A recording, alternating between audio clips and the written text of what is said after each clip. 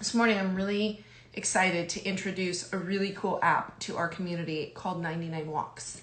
And I'm going to bring on the founder, Joy Schulman, and I'm excited to hear her story and talk about how she created this great app. Hi. Hey, it was funny when you said that you needed to kind of go into some breath work to get back to sleep this week because Nicole, I had the same exact experience. I was sort of working on a new breath technique that I recently heard. And Share. that's so it was really interesting. I was interviewing this woman who works primarily with children. So when she tries to describe mindfulness or meditation or mindful breathing, she does it in terms that resonate or that kids will understand. And, because at heart, like I'm a 4-year-old, so it resonated with me. So she has this visual that was so great for me that was, inhale through your nose, exhale like like you're in front of a candle and you want to make the flame flicker, but you don't want to blow it out. I love that. That's a great, great, great way to explain it, actually. Yeah. So So was it helpful for you to get back to sleep? it was, because the other thing it does is bring to mind the visual of a flickering candle. And that combination I found really restful Yeah. and helpful. It feels like there's this buzz of anxiety, this like low level buzz of anxiety all around us. It's so interesting how we can adapt, because I kind of like was counting this month how many months it's been that we've kind of been in this new existence. And it was so scary in the beginning, and really not much has changed. Like, our numbers are about to go back up, but I think we just get conditioned. And Joyce, I want to hear everything, but will you tell me a little bit about you and your story and how 99 Walks came about? Of course. So I Because am it's good. something. Thanks. I'm something of a serial entrepreneur. I'm a lawyer by background, so I practiced commercial litigation in New York City for about a decade. And people ask me, like, I loved it. Most lawyers hate what they do, and there were parts of it I loved, but and I worked with amazing people. But I got really tired of fighting other people's battles for a living, and I realized one day that that was my job. My job was to fight other people's fights, and that was exhausting and not particularly satisfying. So my husband and I had recently got married, and we quit our jobs. We sold our apartment. We moved out of New York City, and we started this entrepreneurial journey like 20 years ago now. So through different businesses, I've had the great fortune of working predominantly with women. And what I've seen over the course of the last dozen years that I've been working almost exclusively with women is that nothing you don't know for sure, but women, particularly in our country, are suffering from two things. Other things as well, right? But two things that I I would was really going to say, focus if it's only on. two, I got some work to the, do. the first is there's truly a loneliness epidemic in this country. I always say, like, I don't think we were meant to live behind a white picket fence at the end of a long driveway. Like, we were meant to live in community with our sisters and our friends and our aunties and our cousins Absolutely. around us.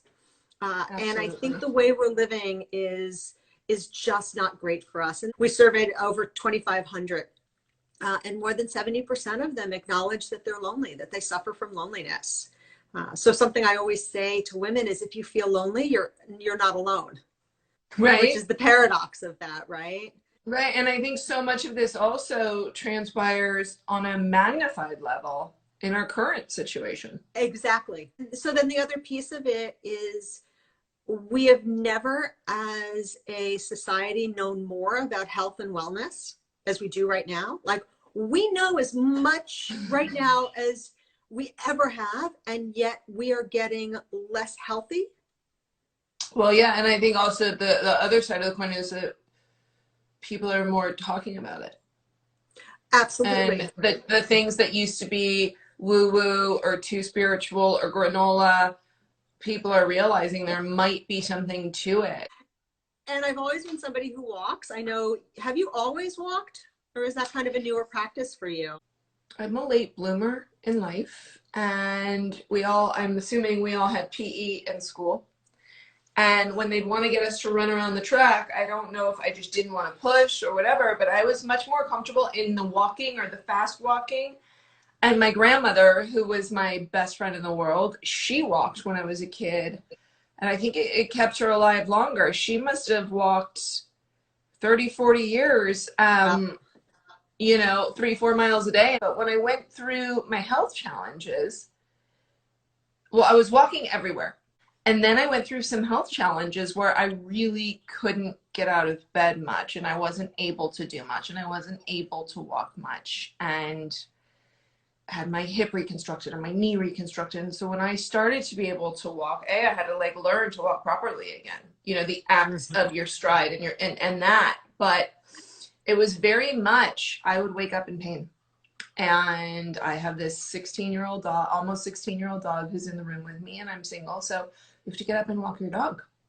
And so it was Yeah. really interesting to find that when I would walk around my complex, by the time I would get back, my body felt much more fluid, less stiff, and I felt better. So it became a thing of you got to get up and you got to get out and you got to get fresh air. Can you share with our community a little bit of your story, if you don't mind, in terms of what sparked the idea of Yeah. walking? Yeah. So I've been seeing those two things among women, loneliness and a fitness Mhm. and wellness crisis. I don't think we can call it anything other than a crisis. And for me personally, um, maybe like you, it sounds like you really started your walking practice as part of your recovery. Yeah. For me, it's literally been a lifelong thing. And when I was a teenager, I would walk for an hour, hour and a half. It's always been, these kind of long walks have always been a part of how I process everything. And certainly how I keep myself moving and keep my weight under control. Like you, I do a lot of other things, but walking has always been just a critical part of that whole package. So I also love to walk with my friends. So I love to walk by myself, but I also love to walk with Me too. friends. And I find that the quality and the nature of the conversations you have with people is different when you're walking. For a host of reasons. I actually did a boatload of research around that, and I did a TED talk on exactly why I believe that is. But the truth is, anybody who has had a practice of taking long walks with friends knows that there's something different about it.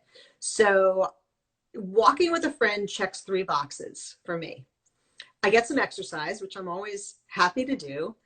To your point, I get to be outside in nature, which we all need more of. I don't care who you are. There are very few of us who don't need more of that, especially these days. And I Mm-hmm. get to spend time with a friend. Mm-hmm. So my husband, who's been my business partner for 20 years through all of our different ventures, and I were talking one day. We were actually, this is so funny, actually, it comes full circle because we were in Maui when Maui's a magical place. and we were having breakfast one day, and we're always talking about business ideas, right? What can we do next? What do we want to focus on? What are we thinking about? And we got onto this topic of conversation about if we could bring women together. And so we just started iterating on that idea. The idea was, okay, what can we build? What can we create that will inspire women to get moving, walking, because I think walking is magic. It's the gateway, it's everything. It's not the only thing, but it's the perfect gateway, and get women connected. And we thought if we could find a way to do those two things, right? Bring them together and get them moving, we could start to effectuate real change. Back to the app. I want to Yes. ask you, first of all, it's genius. Oh, So thank you. congratulations on Thank it. you. I think like Peloton meets guided meditation on your feet, where you can do it anywhere, anytime. You have different radio channels that you can tune into, which I think is great. Can you share about the app and like walk us through when we join? You guys have different rewards, different trackers. There's so much. It's so cool. Uh, Thank you. You know, one of the things that I want to be really careful about as we continue to build and iterate is building everything our community really wants while still keeping it simple and not overcomplicating it. That's always the trick. So at its heart, the app provides the opportunity for women to participate in monthly walking challenges. So each of our members sets her own goal. We don't dictate the number of miles you need to walk. We don't tell you what you need to do. It's a very strong community of start where you are, be Mm-hmm. honest with what you feel you can accomplish. We talk a lot about setting a Goldilocks goal, So and the app will track your miles as one of my favorite, sorry to interrupt, yeah, it's one of my favorite parts because I feel like for so many years I was on the treadmill. So for me, it's easier on my body and more enjoyable to walk off the treadmill, but I feel that on the treadmill I get a better workout because I can control my yeah. pace. I know the calories, I know the time. And so I feel like the app is like the dashboard of the treadmill with you. We focus on intentional walking, and I think that's something really to talk about a little bit. There are so Mhm. many step counters out there. Everything in your pocket and on your wrist is willing to count your steps for you, and people are getting obsessed. I don't mean that in a bad way, with closing their rings and getting their steps in.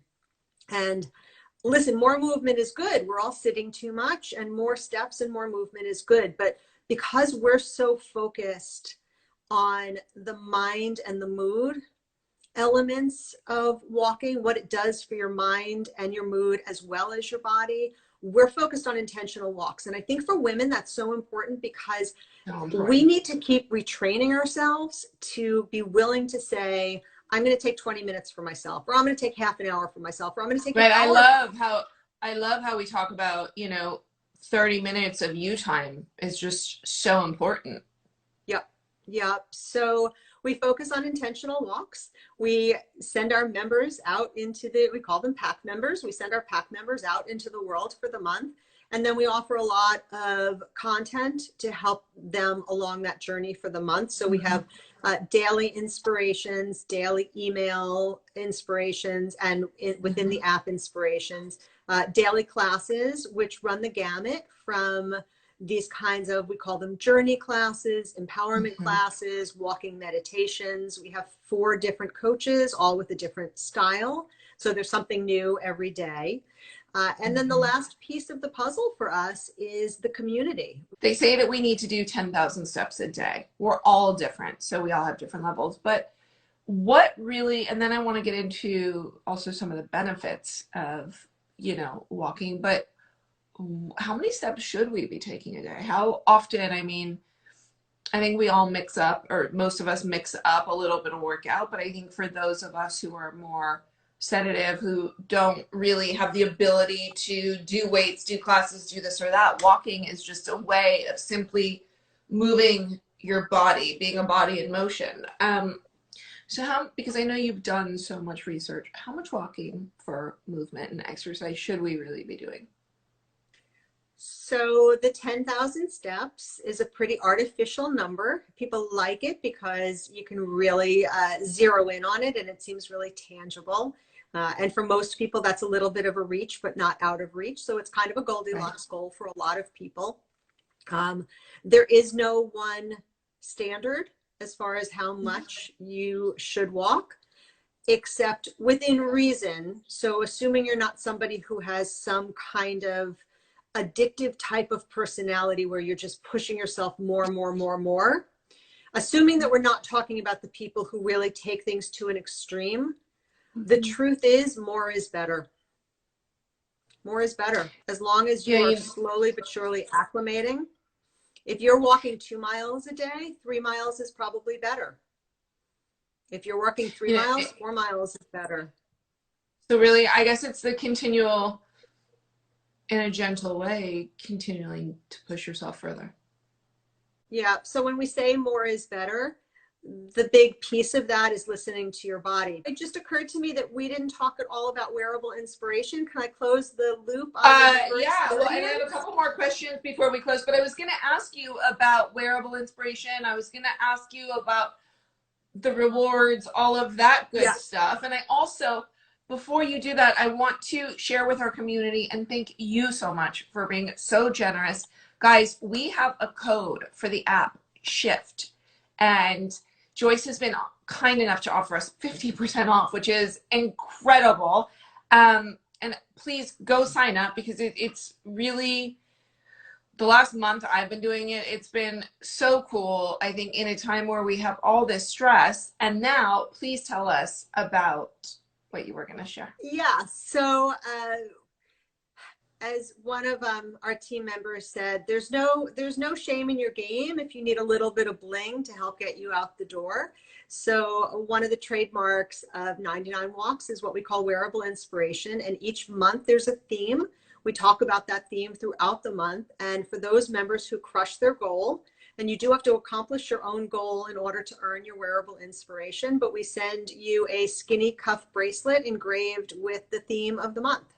So this month, the theme is Find the Beauty. And the community is talking a lot right now about the idea that especially these days, we may have to work a little bit harder to find the beauty in our day-to-day. And then honestly, our members are collecting these bracelets. I was going to say they're probably stacking it. They're stacking them. We just had, we're pretty new. We've only been at this about a year. And I just saw in our Facebook group, one of our members, this was her 12th month. She's stacked 12 bracelets. And each one brings a memory and a sense of accomplishment. And it's just astounding. What are a couple things and pointers that you think we all need a little bit more of, as I can't speak, as we navigate through this difficult time? It's almost two things that sound kind of contrary, right? So we hear a lot of people, and I hear a lot of people saying, I just feel like I don't have any motivation these days. Don't wait for motivation. The whole idea around motivation, you, especially these days, are not suddenly going to find or feel motivation. You have to rely on momentum. But do you have a trick or a tool or a suggestion on how someone can just do it? Yeah, there's sort of three things. The first is having some kind of accountability. So whether that's a friend you've connected with, the 99 Walks app, I'm not pitching. I was going to say that's one of the really key, amazing points about the app is that it keeps you accountable. Yeah, something. And there has to be something you want more than lying in bed. So yeah, you may not want to do whatever it takes to get from here to there, but you want there. So there are times when I'll take myself out for a walk and I really don't want to. I don't want to go through that activity. And this goes for a whole host of things. But what I want is to feel the way I know I'm going to feel on the other side of it. I don't want to do what it takes to get there, but I want to feel that way. So you kind of have to make that deal with yourself. Yeah, it's like, it's like before that workout. I mean, I guess the getting out of bed was an interesting illustration, but it's like that workout, right? It's like, to get up that energy to muster and to do it. And then like once you get in it, you start feeling good. And then it's like when you're done, you're like, I'm so glad I did that. I feel so great. My mindset is a 360 from where it was before. I'm stronger, I'm healthier, I'm more mentally fit, and so I love that you bring that up. And you're right. Sometimes, it reminds me of my best friend's father used to say it. And a friend of mine, Peter Crown, has said it to me personally in a session of sometimes like, just get on with it. Just get on with it. And I think we also have this idea that some people have a lot more motivation than we do. And if you ever talk to professional athletes, and if you have this idea in your mind that every day they bounce out of bed and they can't wait to start training, if you actually start it's easy. It's just not true. It's just not true, but they want something on the other side of it. And this, I feel like the media's done us a disservice by making it look like, Michael Phelps' hours and hours in the pool is somehow joyful. It's a flippin' grind. So on the one hand, it's you just have to get on with it, to use that Right. expression. The other side of it is during these dark days, we also have to give ourselves some grace, because there may be some days where despite your best efforts, you just can't get on with it. It's all just too much. And we have got to be kind to ourselves.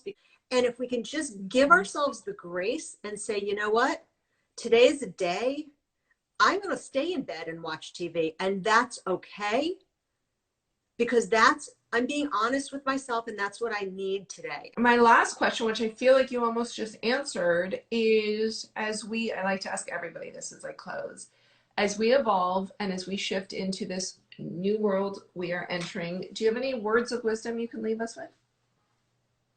Yeah, it would be Grace. that. Yeah, it really would. I had a feeling. Yeah, it's amazing when you talk to women, gosh, just how hard we are on ourselves and how self-critical we can be. And we are not, I mean, if somebody thinks that mentally beating yourself up is somehow going to be the thing that's going to make you better, like I just think we're wrong. You know, I hear this so often from women who have been through these kinds of meaningful physical challenges and illness.